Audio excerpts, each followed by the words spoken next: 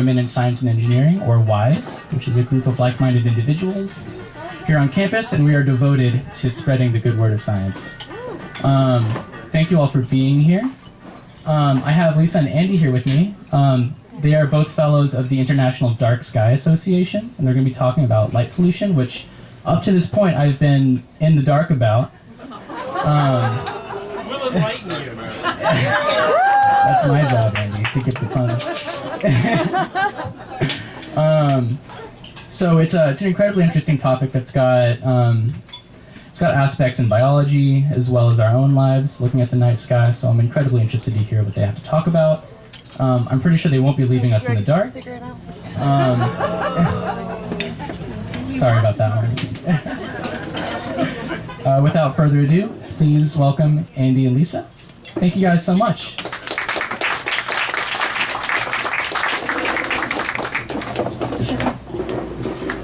You'll see me later. I'm going to sit down. Anyway, thank you all for coming out tonight. I'm Lisa Heschong. I am a retired architect, now living in Santa Cruz. And I recently connected with these folks who are part of the International Dark Sky Association, which is an international group, started out of Phoenix, Arizona 30 years ago, working to protect night skies and raise awareness about the value of darkness at night. So I would like to know a little bit about you all. First of all, how many of you are on campus, either as students or staff or workers? Okay, here's the campus group. How many of you feel that you have a good understanding of what the term light pollution is? Okay, right. High level of light pollution awareness. How many of you have been in a place in the last year where you could see the Milky Way? All right, outdoorsy folks. How many of you can see the Milky Way from your home now? I've got one. Yeah? When it's not foggy. All right. Even when it's not foggy, I can't see it from Santa Cruz. That's good. And let me ask, how many of you have done something in your own home to reduce the level of light pollution or light trespass, that you've taken some action? All right. And has anyone attempted to take action outside of their home, like at their workplace or in city or county level? Right. So we've got one activist, couple, 3 activists out here. Maybe consider that as the next step. So I put together this talk a number of months ago. We was going to give it in March, and then we got rained out. So thank you for coming again. I want to start with the idea that humans are diurnal animals. Physiologically, we are adapted to the daytime. And our vision supports that, our physiology supports that, and most of all, our love of light supports that. Humans have an enormous appetite for light. And we have such an appetite for light that in the last 100 years, we have been expanding our natural habitat, turning night into day. And we have been doing this at a phenomenal rate around the world. As I mentioned, we love light. We're also intrinsically afraid of the dark. Studies have been done where if you put a rat in a light environment, their cortisol levels go up, they get more anxious, they get more afraid. The opposite happens to us in the dark. And so lighting, we have to acknowledge, gives us a sense of security. We feel more comfortable. Studies have never shown that we are actually safer when there is light at night. No one has been able to prove that one way or the other. But it does make us feel more secure, and that's a major impetus that's sort of pushing this growth of outdoor lighting. But currently with the new technology, we've recently had this sea change from the older incandescent and fluorescent technologies to now where almost all new lighting going in is LEDs. It's highly efficient, it's very small. In terms of the cost of lighting, it's dramatically lower than any other previous light source. And as a result, there's now no economic constraints on nighttime lighting. You can put it everywhere, and you will see sparkle lights showing up in the oddest places. You can run LEDs on batteries. You can run them out in the wilderness. So there's really no more boundaries. Here with our light pollution, this photo doesn't really stand out, but I think you've probably seen this in National Geographics and elsewhere. Economists are using these types of maps to use light as a proxy for economic activity. That's kind of sad, because what we would really like is highly efficient economic activity to also be environmentally sensitive, and so we need to move in that direction.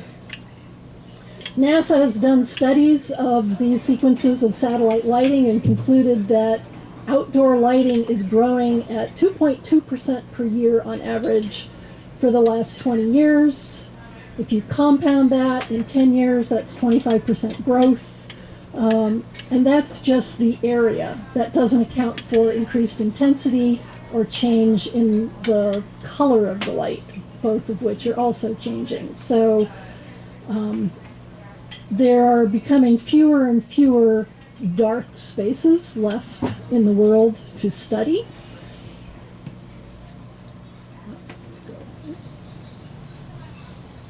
Here's California. I think you can recognize Los Angeles, big sprawl down here.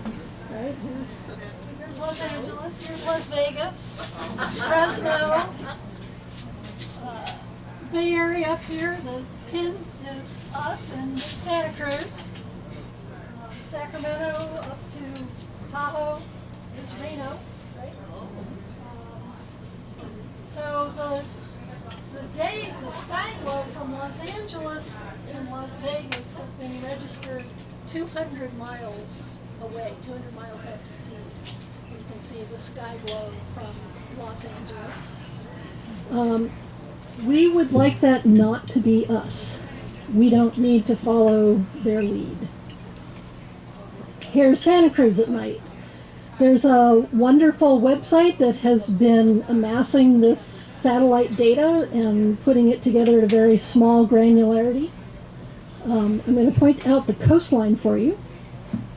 So here's West Cliff, here's downtown, here's the harbor, Pleasure Point, and into Capitola. What you'll notice is all this green stuff out in the water. That's the light pollution out into the bay from our city. We've got downtown kind of coming as an estuary of light out into the water. So there's the greatest light pollution right here, the main beach and Sunset, Seabright Beach. This kind of a map could also be used to help create a baseline to compare changes over time, because we can collect that information and see it either go up or, if we are successful, go down. Our group is talking about trying to work not only with Santa Cruz but with all of the local communities to help set up priorities for dark sky policies and reduce the light pollution coming into the Monterey Bay. Here's an interesting photograph. It's also a little more impactful in a darker environment. But two photographs of the Los Angeles basin before and after they did LED retrofits. So I hope this flashes back and forth. So what you're seeing is an increase in intensity because LEDs are brighter and being pointed down, also simply because there's an ability to have more. People tend to install more light. We have a case here, which Andy may talk about a little bit more, in Santa Cruz, where there's the globe or acorn bridge lights going over the San Lorenzo River, meant to look like a historical light fixture, which were originally gas, a very nice, dim, low light fixture. And now they have what's called a corncob of LEDs in them that are so bright, they're actually brighter in the river than they are on the roadway. They're just spreading light everywhere. So that's another example of just, well, screw in anything that fits, look at the wattage instead of the light output. We have a cultural situation where in the olden times, when some of us were young and growing up, there might be one porch light on a house, something that you would turn on if the guests were coming to visit. And now we've got a situation where there's an aesthetic of lighting up the house at night. And this kind of outdoor lighting is the fastest growing part of the lighting industry. I mean, if you have any home and garden, beautiful housekeeping type magazines, you'll see the very aggressive advertising for lighting up your house. Similarly with cities, we're going from sort of romantic light levels to very aggressive light levels, mostly to attract more tourists. And because we live in a tourist town, that is operable in Santa Cruz also. Then you could take it to the extreme with New York City. The architects of the World Trade Center thought that it would be inspirational to have these xenon streams of light pointing up into the sky. They go measurably 4 kilometers up. But they also attract hordes of birds that are migrating through. And the Audubon Society has worked with the World Trade Center to actually turn off those lights during bird migrations. And they found that the ratio of birds circling around the lights when they're on versus when they're not on, using radar to detect it, is a ratio of 20 to 1 to 100 to 1 when they turn off the lights.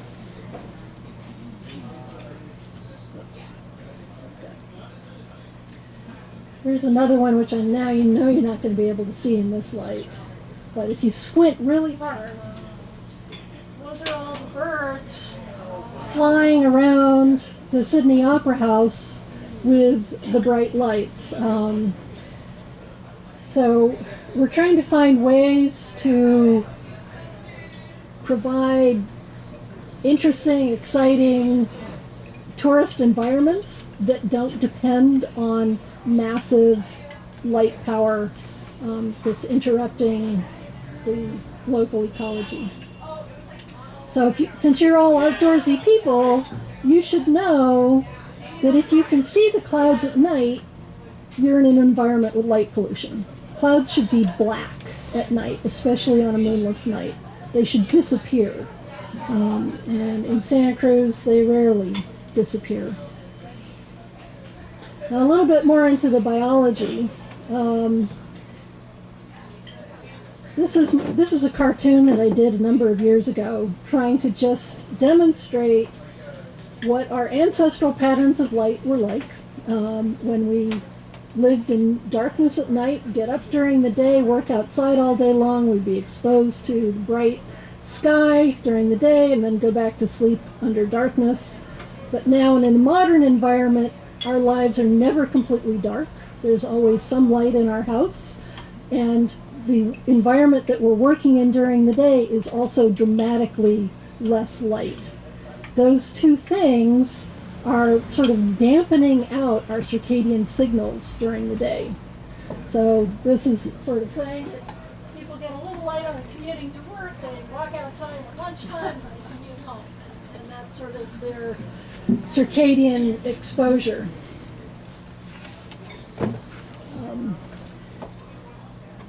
I'm going to skip over this slide here. Now, humans have a huge visual range, and we are blessed that we can actually function very well under very low light levels. So we have what's called 10 logarithmic ranges of light, from full beam sun up at the high level down to moonlight. I'm going to demonstrate to you. You're out at the beach. You're up here at about 100,000 lux, 10,000 foot candles. Interiors of offices around 100 to 1,000 lux, and then interiors of homes a little lower. So this is sort of the normal light conditions that we are living under now. Here's the full moon and starlight. But we can still, as you know, when you're out camping, walk through an environment under starlight and our eyes will adapt. So this is a huge range of visual sensitivity. But here's what we do with our street lighting. Our street lighting is brighter than moonlight by about a factor of 10.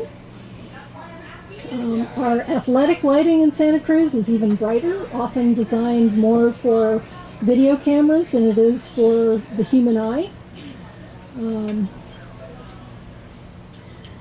Animals, on the other hand, that are adapted to nocturnal environments, let me go back a slide, are used to operating. They have eyes that are adapted to work in this portion. And by the time they're illuminated, even under streetlights, they become technically blind. Their rods wash out. It's like being dazzled and they can no longer see. So here's my little cartoon. Another piece of information about how our eyes adapt to light is there's 3 different processes that are allowing your eye to adapt, go from a bright area to a dark area. In this environment right now, they are very naturally adapting, right? So we have been losing light steadily while I've been talking, and it feels perfectly normal. There's been no dramatic shift. Your pupil is normally making a shift within a few seconds, or even microseconds. There's a chemical bleaching process that goes on of an adaptation for about 1 to 10 minutes in a normal person. Older or less healthy people take a little bit longer.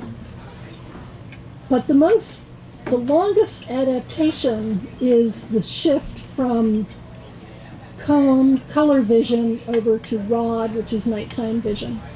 And that full shift takes about 40 minutes. Just about the right amount of time for twilight to happen. And what's happening is your body is finding all of the vitamin A that has been reprocessing in your liver and slowly bringing it back up into your eyes to reactivate your rods for your nighttime vision. So there's this circadian process, this daily process of switching from cone vision to night vision, and a physiological process that assumes that it's going to take about 40 minutes to do that, for that full adaptation. But when we're in an environment where we're inside under full electric lighting conditions and then we step out, our physiology can't keep up with that, and so we want to switch on the light when we step out. I just had a Japanese visitor here with me last week, and every time she stepped out at night, she's like, "Oh, I can't see. What's happening?" So she didn't have the experience of gradually restoring her night vision, and it took a while for her to get comfortable. So another piece here is that I'm going to get a little bit more into the biology, where recent discoveries are that the eye is actually performing 2 functions. There's a visual function and there's a circadian regulation function that the eye is performing, similar to the way that the ear both hears and helps you with your balance. 2 very different physiological functions going on. About 20 years ago was the first discovery of the intrinsically photosensitive retinal ganglion cell. Previous to that, the assumption was that the only photosensitive cells in our body were the rods and cones used for vision. And then some scientists discovered that there was a ganglion cell, part of the retina, that was responding specifically to blue light. It responds very differently than the rods and the cones. It responds slowly. It aggregates information. And then it feeds that signal directly to the center of the brain, the suprachiasmatic nucleus, that is part of the regulation of the circadian system. So here's our little diagram.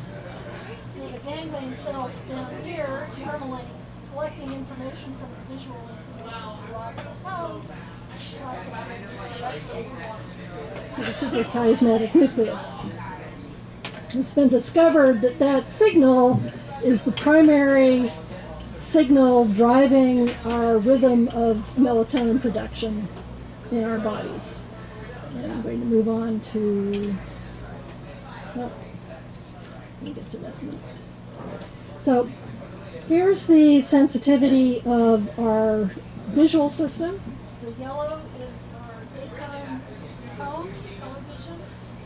The rods, the blue, our nighttime system shifts a little bit towards the blue, sort of moonlight, more sensitive. And then these circadian receptors are very shifted towards the blue, dramatically so. So they have very different light sensitivities, and that's why you've been hearing a lot about blue light, the blue light keeping you awake at night. If we look at a pattern of solar radiation, the red line is solar radiation outside of the atmosphere, the blue is the solar radiation inside of the atmosphere, and the sensitivity of these IRPGCs is exactly at the peak of that, the blue sky maximum intensity. So nature's got this dialed in pretty precisely, I would say. We've even found that there are people who are genetically blind who still retain sensitivity to that blue light and can detect it better than chance. So this signal from your ganglion cells driving the center of your brain is then helping to set a rhythm for the development of melatonin. And melatonin is like the conductor of the orchestra, setting this daily pace of 24 hours that then starts driving lots of other hormones and physiological patterns in your body, your sleep, your core body temperature. And there's a number of hormones, neurotransmitters that are fabricated only in the daytime, only under the presence of light. So those include serotonin, dopamine, and GABA that are only manufactured when your body knows that it's in the presence, biologically present of light.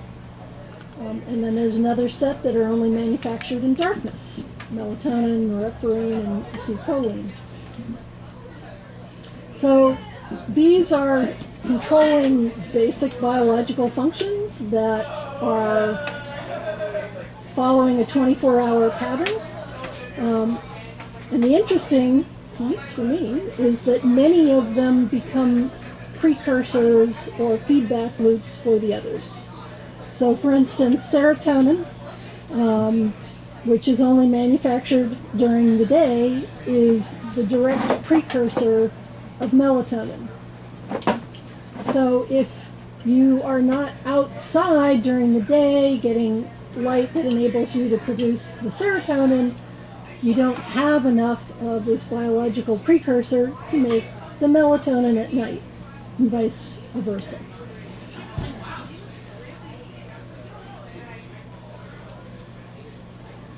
So I was talking earlier with Nick about Carrie Parch, who's up on campus working in microbiology, and this is her slide working to try to understand the genetic basis of these rhythms. So the key takeaway from this slide is that these fundamental molecules that are driving these rhythms are preserved through all levels of phyla. That this 24-hour rhythm that is inherent in our genes goes way, way back. Even to blue-green algae, they've been finding similar molecules.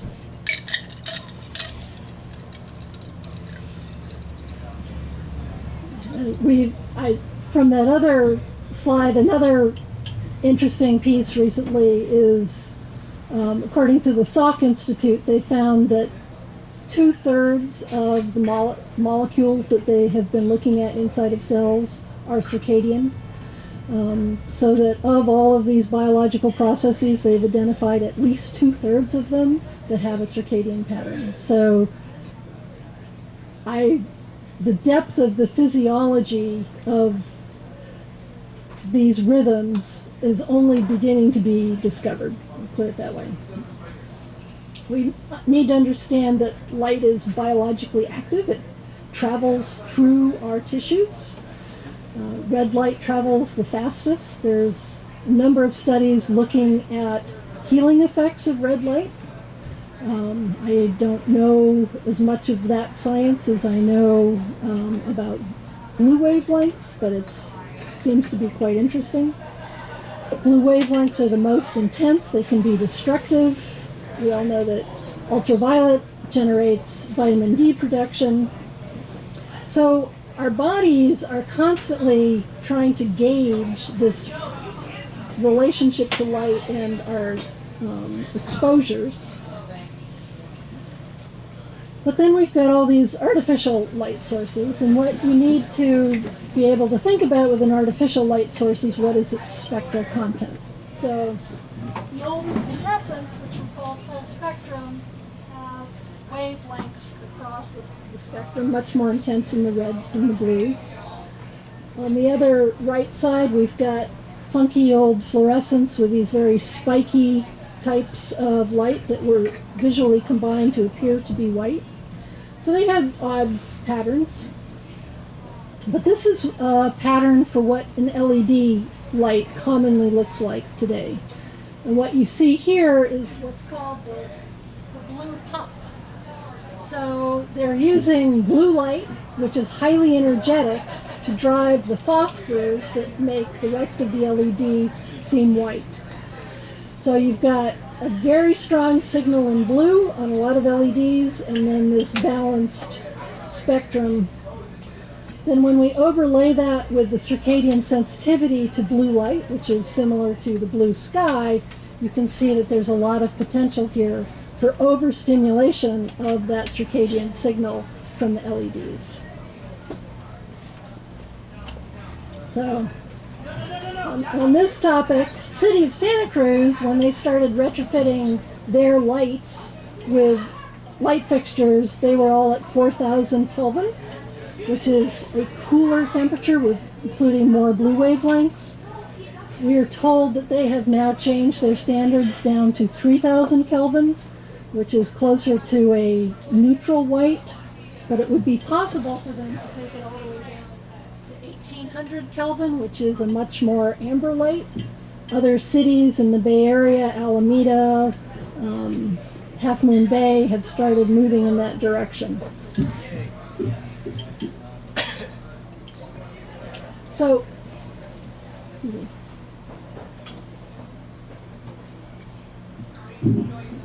I first got introduced to this topic 20 years ago, and then I attended the first conference on ecological consequences of nighttime lighting.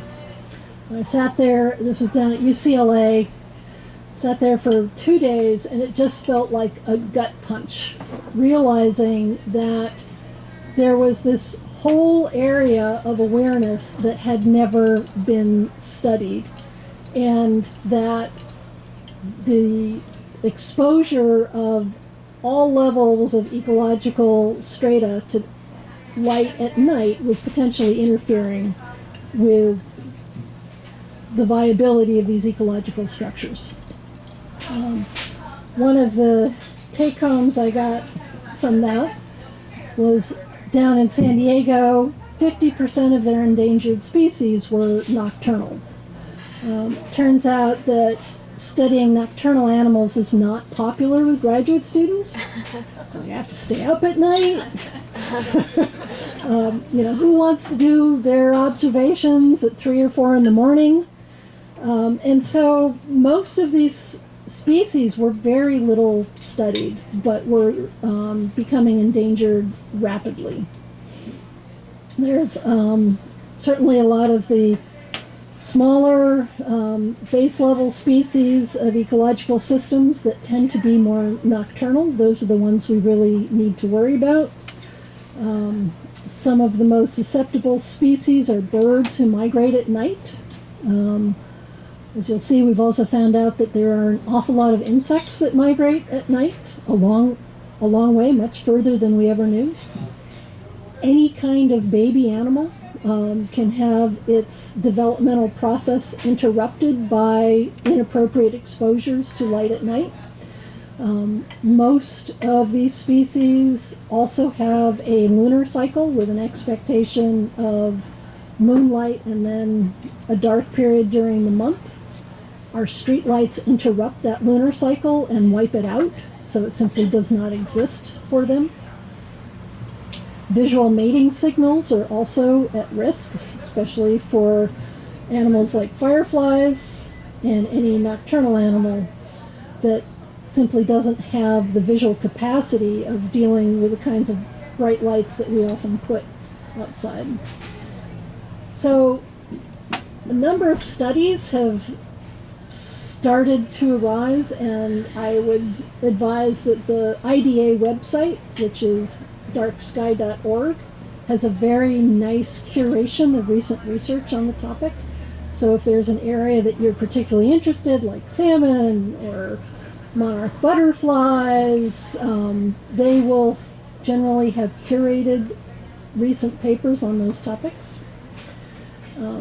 One of the larger studies on birds was recently done in England, where they've been following populations of these great tits for something like 40 years. And so they went out into the fields and put different colors of lights near nesting boxes and observed what happens. They found increased nighttime activity with white light. Birds were sleeping less. They tended to get sick faster. They stayed sick longer. There's been studies both of West Nile virus having longer latency periods when birds are exposed to more light pollution, so that we're getting more disease transmission in environments where there's light pollution. So one of the sensitive species for us to think about in this area are our salmon and our salmon migrations. And two ways that we've found that they are impacted is that they also tend to migrate at night, but they will be stopped by strong contrast between light and dark, such as over a bridge, where there's a bright area and then there's a dark. They perceive it as an obstacle rather than as a just light. And so they tend to all stop at the edge of the bridge, which makes them much easier prey, especially to fry. And so there have been some progress with Caltrans, especially up in Sacramento and Redding, reducing the lighting around Caltrans bridges in order to support better salmon migration in the northern part of the country. Northern part of the state, I don't think it's happened down here in Santa Cruz yet. But another key impact on all the fish are the impacts of the light on bugs.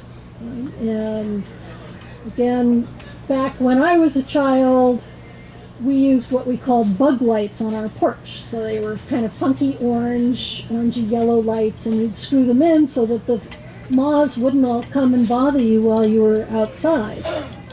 I noticed that I don't get bothered by moths anymore when I'm outside. That's a thing of the past. There's stories of scientists collecting moths all on at one light at Harvard campus or MIT campus because it attracted thousands every night and they could go and do studies on one light. Doesn't happen anymore. But sometimes during mating season, especially, I used to live in Sacramento, when you're driving through the right time, every street light is just completely covered in mayflies or whatever is hatching that week. So we're still seeing massive die-offs from bugs that are attracted to these very bright lights. Again, something that we're not paying a great deal of attention to. There was an interesting little natural experiment last year during the solar eclipse. Somebody was recording the buzzing of bees in a Oregon meadow during the eclipse. And as the eclipse went into totality, the bees went silent for a minute. And then they came back. But it took totality to get to that point where the bees went still. Totality is much closer to Milky Way level viewing than it is to California streetlight light pollution level viewing. So it's very likely that our bees are working overtime. You may have also heard a year or two ago about reports from the German nature reserves where they were reporting 75% decline in insect biomass. And the question was, how had this come to pass? What was the culprit? There's a lot of talk about chemical pollution, but there was very little talk about light pollution as having potential impact. There's currently estimates that insect biomass worldwide has declined by 40% over the last 20 to 30 years. Another recent discovery about insects is that they migrate long distances. It used to be that monarch butterflies were the champion migrators. Oh, dear.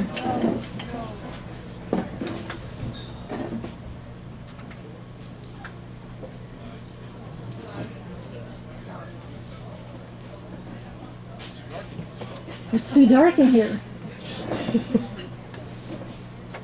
You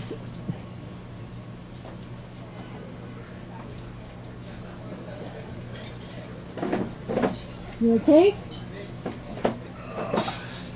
All right.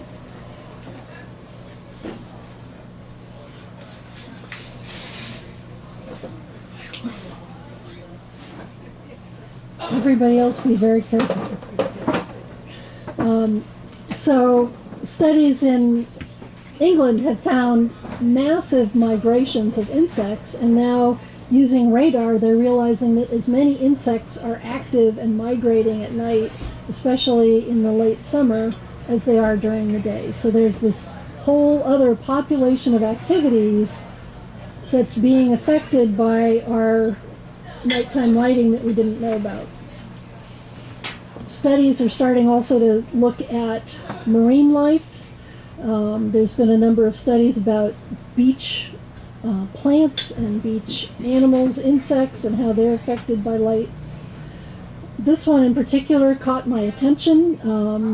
Was being done in Italy about these marine worms. And if you look at this pattern, this is their activity pattern. Very active during the new moon and completely inactive during the full moon, right? So lunar pattern, they want it to be dark. That's when they breed. That's when they go looking for a mate. That's when they're reproducing. But these studies were being done in the Bay of Naples, and they found that only in the shadow of islands that were protected from the light pollution from Naples were these worms still active. In the rest of the bay, there was so much light that, again, that lunar cycle was washed out by the presence of light pollution, and so these marine worms were disappearing from the mud of the bay. Well, you start putting together what kind of an impact that has on the ecology up the stream. There's been some other interesting pieces on bioluminescence. When I first got interested in this, I thought that fireflies were an exceptional animal, and we don't have very many bioluminescent fireflies in California. They mostly live on the East Coast. But it turns out that there's a lot more bioluminescence in the world than we ever thought. I learned that California actually has 18 species of fireflies. They're all quite rare. Most of them are not visible to the human eye.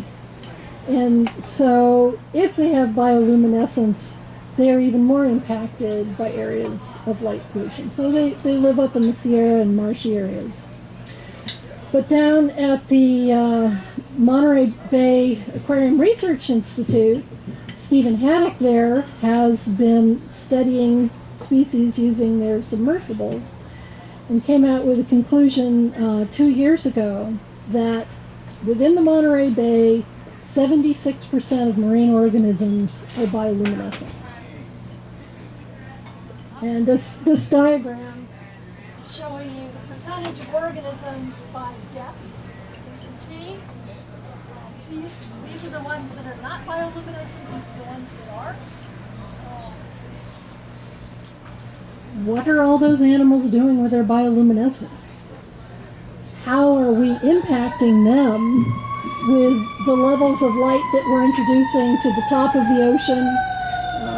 Squid fishing. There's sort of a mystery, but now it's a really grand mystery at a huge level to realize that light levels are so important to all of those marine environments.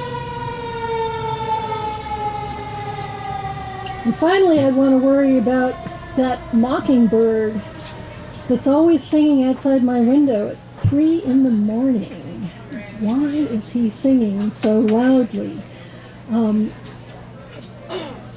There is no documentation on this that I can find, but there are people who will say that in areas of Texas and California that don't have high light levels, they don't hear the mockingbirds singing at night. So the assumption is that this is another induced behavior of mockingbirds feeling they have to defend their territory because their rivals might be up at 3 in the morning too. So just a few pieces of hope here that I have seen progress made in the 20 years that I've been working on this topic. Back in the day, 20 years ago, we used to talk about gas stations as alien landing pads. They were so bright they could be seen from Mars. But IDA worked with the gas station franchise designers and has instituted policies with much lower light levels, much better shielding. IDA has been educating people about the basic concepts of outdoor lighting and what we can do to make the world more visible at night for humans while not flooding it excessively with light. So there's this rating that is applied to all lights now called the bug light. So backlight, uplight, and glare, defining how much light should go into useful areas where it's hitting the ground and being productive versus areas where it's just causing glare and going into your eyes and making it more difficult to see, or going straight up into the sky so the satellites and the Martians can see it, but it's not doing any good for the people down here on Earth. So they've been helping to set standards, working with the state. That's how I first got involved in this process. And the state of California has also adopted a system of outdoor lighting zones, from lighting zone 0, which are inherently dark parks, up through lighting zone 3, which are urban zones.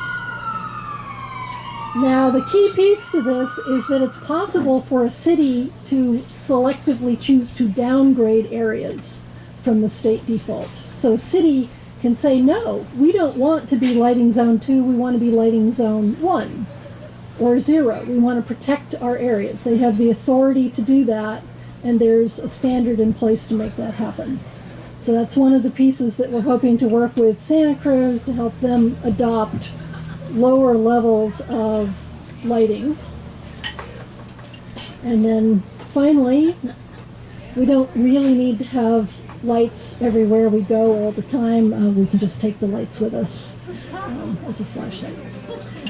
So with that, I would like to hand the presentation over to Andy. He's going to set up his computer.